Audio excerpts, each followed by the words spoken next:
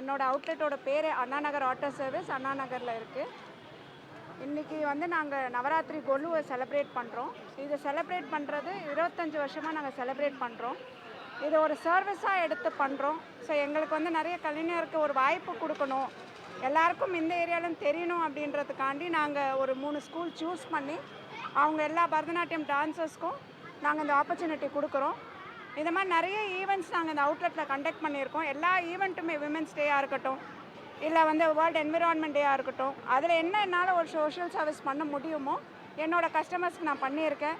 Women's டேக்கு நான் ஒரு 100 லேடிஸ்க்கு 1 லிட்டர் ஃப்ரீ கொடுத்துருக்கேன். ஸோ எல்லா ஈவெண்ட்டும் நாங்கள் ஒரு சர்வீஸாக கண்டக்ட் பண்ணுறோம். இனி வர ஈவெண்ட்ஸும் இந்த இடத்துல என்னோடய அவுட்லெட் அண்ணா நகர் ஆட்டோ சர்வீஸில் என்னோடய சோஷியல் சர்வீஸ் தொடர்ந்துகிட்டே இருக்கும். என்னோடய செகண்ட் ஜெனரேஷன் என்னோடய பசங்களும் இதை தொடருவாங்க. நன்றி.